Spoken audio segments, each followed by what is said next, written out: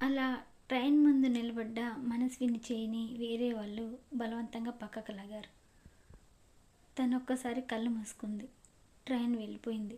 నెమ్మదిగా కళ్ళు తీసి చూస్తే తను తన ఎదుటిగా ఉన్న వ్యక్తిని చూసి షాక్ అయింది. అతను అతను ఒకప్పుడు తను ఇష్టపడ్డ ఉదయ్. మౌనంగా షాక్గా నిలబడిపోయింది. మనస్విని అన్నాడు గట్టిగా ఉదయ్. అంది. ఏంటిది? ఏంది ఇంత పని ఎందుకు చేస్తున్నావు? ఏమైంది నీకు? మనస్విని ఏం మాట్లాడలేకపోయింది. చెప్పు మనస్విని అని గట్టిగా అరిచాడు. మనస్విని కింద కూలబడి ఏడుస్తూనే ఉంది. ఎంత ఓదార్చినా ఏడుస్తూనే ఉంది. చూడు మనస్విని, నువ్వు చెప్తే కదా నాకు అర్థమవుతుంది. ప్లీజ్ చెప్పు. నేనేం చెప్పలేను ఇప్పుడు. దయచేసి నన్నేం అడగండి. మనస్విని బాధ చూసిన ఉదయ్ ఇంకేం మాట్లాడలేదు. సరే మనస్విని, ఇప్పుడేం మాట్లాడొద్దురా, వెళ్దాం రా, ప్లీజ్ రా. తీసుకెళ్ళి కార్ డోర్ తీసి కూర్చోమన్నాడు. తనకి వాటర్ బాటిల్ ఇచ్చాడు. తను వాటర్ తాగింది. ప్రశాంతంగా కూర్చో అని చెప్పి తను కార్ డ్రైవ్ చేశాడు. మనస్విని కళ్ళు మూసుకుంది.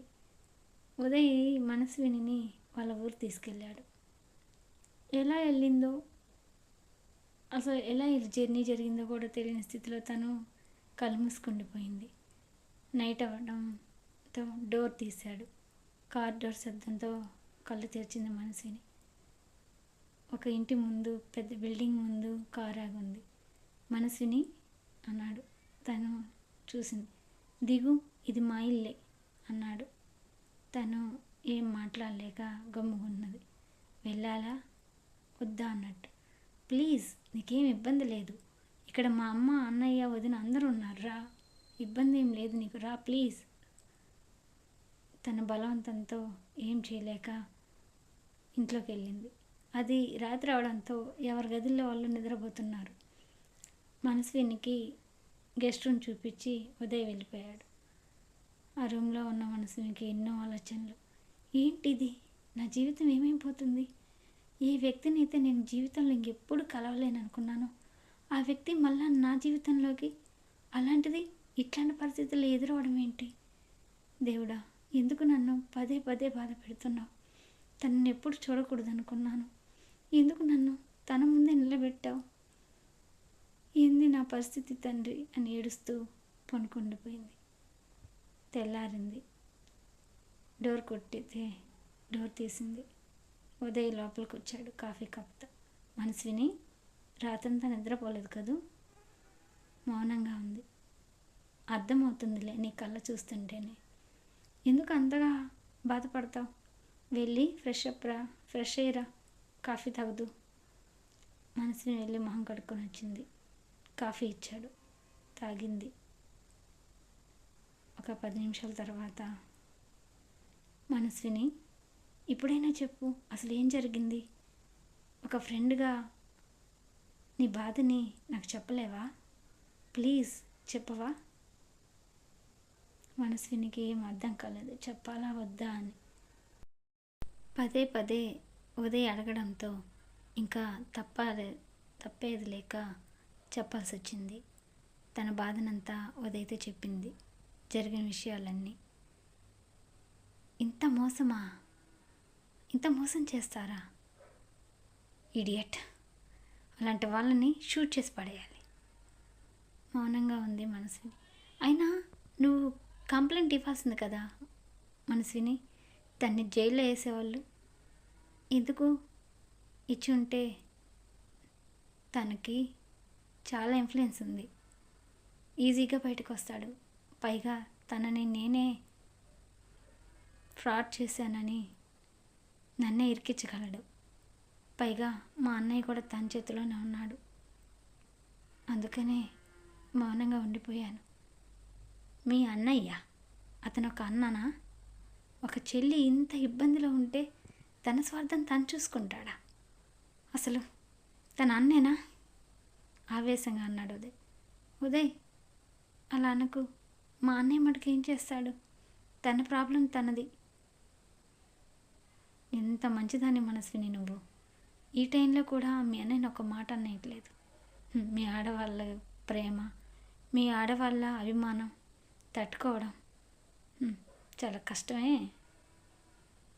మౌనంగా ఉండిపోయింది మనస్విని. సరే, జరిగింది ఏందో జరిగింది, నువ్వు బాధపడకు, ఏదో ఒక దారి దొరుకుతుంది, నేను ఆఫీస్కి వెళ్ళాలి, వస్తాను అని బయటికి వెళ్ళిపోయాడు. మనస్విని మౌనంగా కూర్చుని ఉండిపోయింది. ఒక గంట తర్వాత వాళ్ళ అమ్మ వదిన వచ్చారు.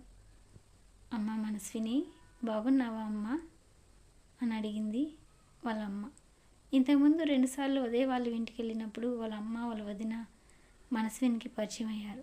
కనుక వాళ్ళు తనని పలకరించారు. ఆంటీ మీరా, రండి అని వాళ్ళని చూడంగానే లేచి నిల్చుంది మనస్విని. పర్లేదమ్మా, కూర్చో, ఎందుకు లేస్తావు, కూర్చో అంది ఉదయ్ వాళ్ళమ్మ. మనస్విని పక్కన ఒక పక్క ఉదయ్ వాళ్ళ వదిన, ఇంకో పక్క వాళ్ళ అమ్మ వచ్చి కూర్చున్నారు. చూడమ్మా మనస్విని, నీ విషయం అంతా ఉదయ్ చెప్పాడు. పిచ్చి పిల్ల, ఇంత చిన్న విషయానికి ప్రాణాలు తీసుకుంటారా? కష్టాలు వస్తుంటాయి పోతుంటాయి తల్లి, ప్రాణం పోతే తిరిగి రాదు. అయినా నిన్ను మోసం చేసిన తను శిక్ష అనుభవించాలి, కానీ నువ్వు అనుభవిస్తడం ఏంటమ్మా? మనస్విని కళ్ళు చెమర్చాయి. బాధపడకు, ఏడవకు, నీకు మేమంతా ఉన్నాం, నువ్వు ఇలా దిగులు పడకూడదు, ధైర్యంగా ఉండాలి అన్నది ఉదయ్ వాళ్ళమ్మ. ఇంతలోకి ఉదయ్ వాళ్ళ వదిన కల్పించుకొని, మనస్విని ఎందుకు ఇంత పెద్ద పని చేయాలనుకున్నావు? ఆ శ్రీధర్ నిన్ను మోసం చేసినందుకు తనకే శిక్ష పడుతుంది. నువ్వు ఇలా చేయడం కరెక్ట్ కాదు. అయినా నువ్వంటే ఏంటో మాకు కూడా తెలుసు, 2 సార్లు నేను చూశాను కూడా. అప్పుడున్న ధైర్యం ఏమైపోయింది? ఇలా భయపడుతున్నావు అన్నిటికీ. బాధపడకు, నీకు మేమంతా అండగా ఉంటాం. ఇది నీ ఇల్లే అనుకో, సంతోషంగా ఉండు, అన్నిటిని మర్చిపో, సరేనా? అలాగే అండి. అమ్మ మనస్విని, ఇద్దో ఈ చీర తీసుకో, రెడీ అయ్యి హాల్లోకి వచ్చే, టిఫిన్ చేద్దు, సరేనా అని అక్కడి నుంచి ఉదయ్ వాళ్ళ అమ్మ వదిన వెళ్ళిపోయారు. మనస్విని రెడీ అయ్యి హాల్లోకి వెళ్ళింది. అక్కడ ఉదయ్ వాళ్ళ నాన్న అన్నయ్య తనని పలకరించారు. తను కూడా వాళ్ళని పలకరించింది. తర్వాత రోజు ఉదయ్ తన దగ్గరకు వచ్చాడు. మనస్విని, చెప్పండి. చెప్పండి ఏంటి? ఉదయ్ అని పిలవచ్చు, నేను నీ స్నేహితుని కదా. చెప్పు ఉదయ్. నువ్వు ట్రైన్ దగ్గర బ్యాగు వదిలేసావు కదూ? అవును. అది చూసి అందరూ ఏమనుకున్నారు? అది నేను చనిపోయాను అనుకున్నారా? అదే అనుకున్నారు. నేను నా ఫ్రెండ్, నేను అక్కడ జాబ్ చేశా కదా, అదే తను రాజేష్ ఫోన్ చేసి చెప్పారు, ఇట్లా మనస్విని ఇలా అయిందని. మీరేమన్నా? లేదు, నేనేం చెప్పలేదు. మౌనంగా ఊకొట్టేసి ఫోన్ పెట్టేశాను. అందరి దృష్టిలో నువ్వు సరే, ఎనీవే జరిగిపోయింది ఏదో జరిగిపోయింది. నువ్వు ఇక నుంచైనా అవన్నీ వదిలేసి గతం ఇక నుంచి కొత్త జీవితాన్ని ప్రారంభించు, సరేనా? నీకు ఏదైనా జాబ్ చూస్తాను, హ్యాపీగా చేసుకుంటూ ఉండిపోదు, సరే నేను ఉంటాను అని అక్కడి నుంచి వెళ్ళిపోయాడు. మనస్విని ఆ ఇంట్లో ఒక దానిలా కలిసిపోయింది. వాళ్ళ వదినతో, అమ్మతో, పిల్లలతో కలిసిపోయి ఇంట్లో వాళ్ళకి అది ఇది హెల్ప్ చేస్తూ ఉండిపోయింది. తను వచ్చిన కాంచి ఒకటి గమనిస్తుంది. అందరూ ఉన్నారు, కానీ ఉదయ్ వైఫ్ కానరాట్లేదు. ఏమై ఉంటుంది అమ్మాయి? ఫోటో కూడా ఎక్కడా లేదు. పోనీ ఉదయ్ని అడిగితే ఏమనుకుంటాడో అని సందిగ్ధంలో ఆంటీ కాడికి వెళ్ళింది. ఆంటీ, అమ్మా, దా అమ్మా కూర్చో. ఆంటీ, మిమ్మల్ని ఒక విషయం అడగాలి. ఏంటమ్మా? అడుగు.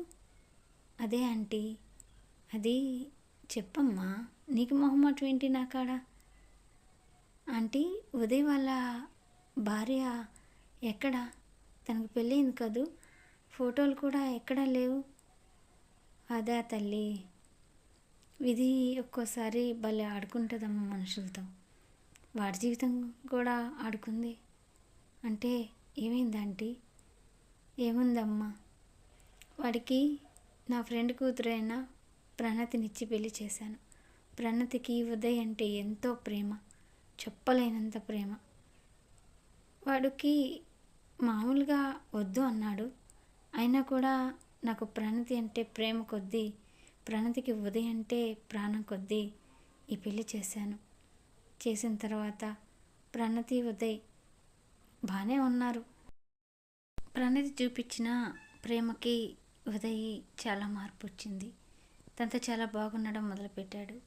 ఇద్దరు బాగానే ఉన్నారు. వాళ్ళ కాపురం సాఫీగా సాగిపోతుంది. ఇంతలో ఒకరోజు వాళ్ళు తిరుపతికి వెళ్ళాలని బయలుదేరారు. అప్పుడు నేను ఆయన వెళ్ళలేకపోయాం. వాళ్ళిద్దరు మాత్రం వెళ్ళారు. ట్రైన్ బుక్ చేసుకొని వెళ్తుంటే మధ్యలో ఉదయ్ దిగాడు. పనుందని ట్రైన్ క్యాచ్ చేయలేకపోయాడు. ట్రైన్ వెళ్ళిపోయింది. తర్వాత తను రెండో ట్రైన్ పట్టుకొని వెళ్ళాడు. కానీ ఈలోపు ప్రణతి ఉన్న బోగికి యాక్సిడెంట్ అయ్యి అంతా ప్రణతితో సహా అందరూ అక్కడ చనిపోయారు. ప్రణతి ఈ లోకం వదిలి వెళ్ళిపోయిందమ్మా. ఆ మాట వినంగానే మనస్విని ఒక్కసారిగా స్తంభించిపోయింది. ఆంటీ, ఏంటి మీరంటుంది? అవునమ్మా, ప్రణతి, నా ప్రణతి వెళ్ళిపోయిందమ్మా. వాడు పిచ్చివాడయ్యాడు. వాడు కోలుకోవడానికి కొంచెం టైం పట్టిందమ్మా. ఇప్పుడిప్పుడే వాడు కొంచెం బాగున్నాడు. ఐఎమ్ సారీ ఆంటీ, మీకు ఎన్ని అడిగి బాధ పెట్టినట్టున్నాను. పర్లేదమ్మా, దాంట్లో ఏముంది. కానీ ఆ రేక్లో ఆల్బమ్ ఉంది, తెచ్చి చూడు. దాంట్లో ప్రణతి ఫొటోస్ ఉన్నాయి. మనస్విని వెళ్ళి ఆల్బమ్ తెచ్చింది. ఫొటోస్ చూసింది. ప్రణతి బాగుంది. ఒక నిమిషం మౌనం తర్వాత, అమ్మా చెప్పండి ఆంటీ, నా కొడుకు పెళ్ళికి ముందు అది ఏంటంటీ? అది ఎలా చెప్పాలో అర్థం కావట్లేదమ్మా. పర్లేదంటీ, చెప్పండి. వాడు ఏంటంటీ? వాడు నిన్ను ప్రేమించాడమ్మా. ఆంటీ, అవునమ్మా. వాడు పెళ్ళికి ముందు నాతో వచ్చి చెప్పాడు, నాకు ప్రణతిని చేయాలని ఉన్నది. తను వచ్చి, అమ్మ, నాకు మనస్విని అనే అమ్మాయి ఇష్టం. తను చాలా మంచిది, తన మనసు చాలా మంచిది, తన వ్యక్తిత్వం నాకు నచ్చిందమ్మా అని చెప్పాడు. దాంతో నేను వాడి మాటలకి అన్నా కూడా నా మనసులో ప్రణతి గుర్తొచ్చింది. ఆంటీ, ఉదయం లేకపోతే నేను బతకలేననే మాట గుర్తొచ్చింది. సరే చూద్దాంరా అనుకున్నాను. ఆ తర్వాత నేను ప్రణతి కాడికి వెళ్ళి, ఉదయ్ నిన్ను చేసుకోకపోతే నువ్వెలా ఉంటావమ్మా అని ఒక మాట అనడంతో, తను ఉదయ్ లేకపోతే నేను బతకలేనా ఆంటీ అని సూసైడ్ చేసుకోవాలని ప్రయత్నించింది. దాంతో నాకు భయం వేసిందమ్మా, ప్రణతి ఉదయ్ లేకపోతే బతకలేదేమోనని.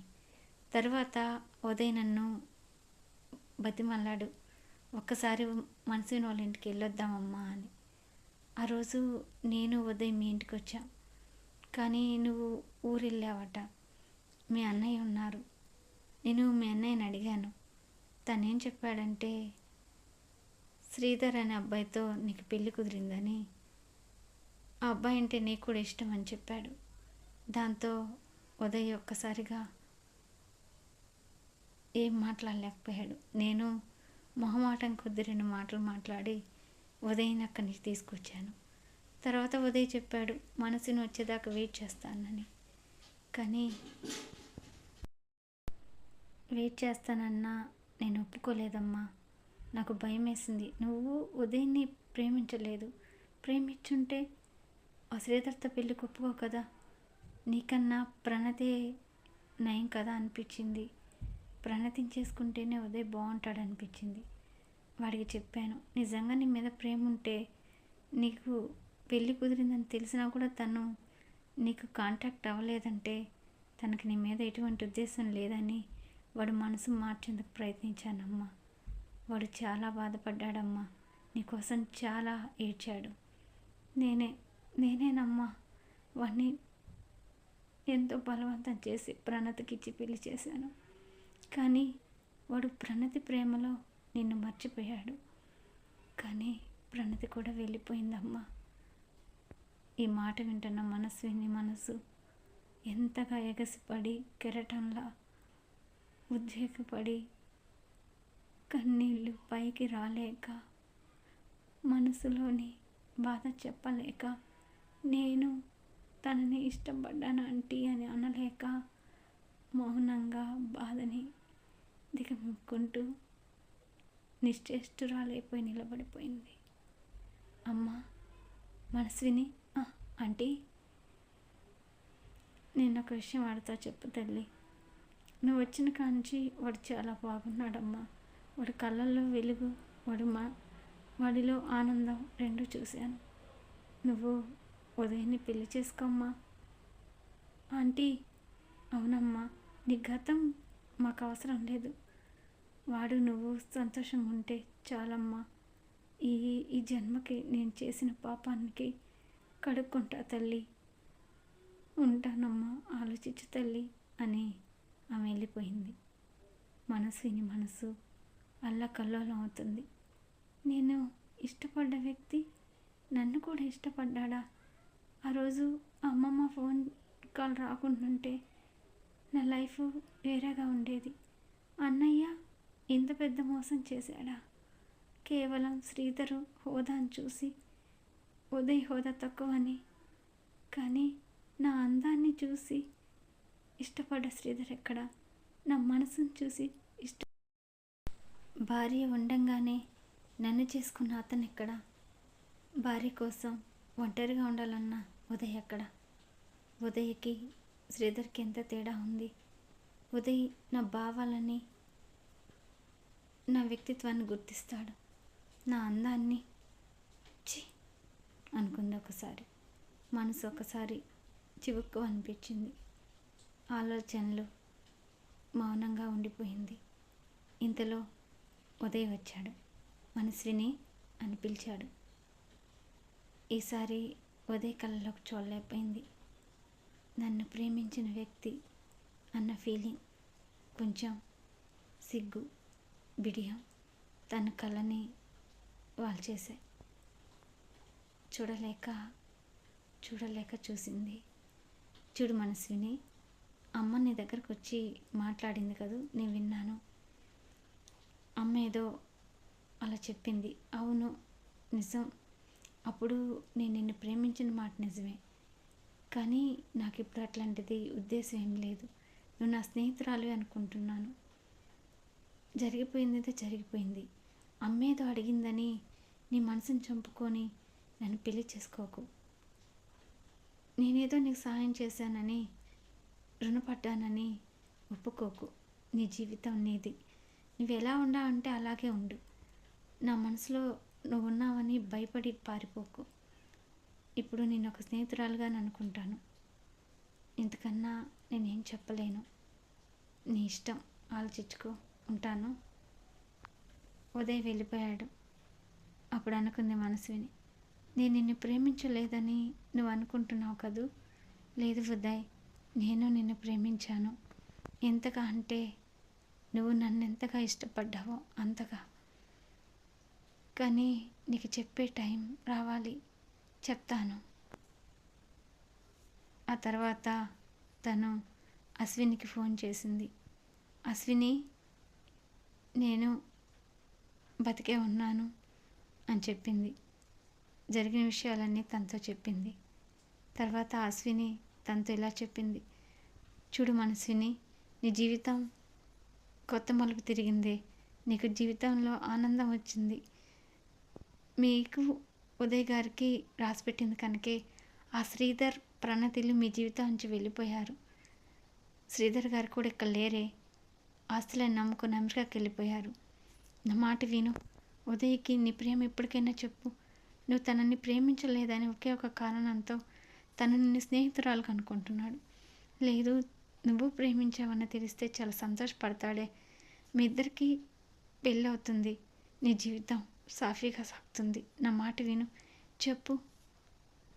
అది చెప్తానే, రేపు గుడికి వెళ్ళొచ్చి చెప్తాను. గుడి అంటే గుడి గుర్తొస్తుంది. మేము ఎల్లుండి తిరుపతి వెళ్తున్నాం. నువ్వు కూడా రాకూడదు? మేము ఫ్లైట్ ఎక్కి రేణిగుంటలో దిగుతాం. నువ్వు ట్రైన్ ఎక్కి వచ్చేసి ఇద్దరం కలిసి దర్శనానికి వెళ్దాం. తర్వాత నువ్వు ఇక్కడికి వచ్చి ఉదయ్కి చెప్పొద్దు. సరేనే, ఆంటీ వాళ్ళకి ఉదయ్కి చెప్పి బయలుదేరుతాను. తర్వాత మనస్విని కుటుంబంలో అందరికీ చెప్పి తిరుపతి బయలుదేరింది. తిరుపతి వెళ్ళిన తర్వాత, అశ్విని, కారు ఎక్కడికి వెళ్తుంది? దర్శనానికి కదా? లేదే, ఇక్కడ మా మామయ్య వాళ్ళ అక్క హాస్పిటల్లో ఉందంట. తనని చూసేసి తర్వాత దర్శనానికి వెళ్దాం. ఆయన వెళ్ళి చూడాలంటున్నారు. సరేనే. కారు హాస్పిటల్ ముందు ఆగింది. మామయ్య వెళ్తారే, మనం ఇక్కడే ఉందాం. లేదే, అలా ఎలా ఉంటాం? మనం కూడా వెళ్ళి చూసిద్దాం పదా అని ఇద్దరు లిఫ్ట్లో ఎక్కి పైకి వెళ్ళారు. ఇంతలో అశ్విని ఏదో మర్చిపోయానని వెనక్కి వెళ్ళింది. మనస్విని అటు ఇటు చూసుకుంటూ నడుస్తుంది. సడన్గా తన చేతికి ఒక చేయి తగిలింది. పక్కకు చూసింది. వీల్ చైర్లో ఒక ఆమె పేషెంట్. కానీ తనని ఎక్కడో చూసింది. ఎవరు తను? ఎవరు అని ఒక్కసారి ఆలోచనలు వెనక్కి తిరిగాయి. తను ఎవరో కాదు, తను ప్రణతి, ఉదయ్ భార్య. ఆశ్చర్యానికి లోనైంది మనస్విని. ఇంతకీ మనస్విని చూసింది ప్రణతినేనా? మరి మనస్వి జీవితం ఏ మలుపు తిరగబోతుంది చూద్దాం.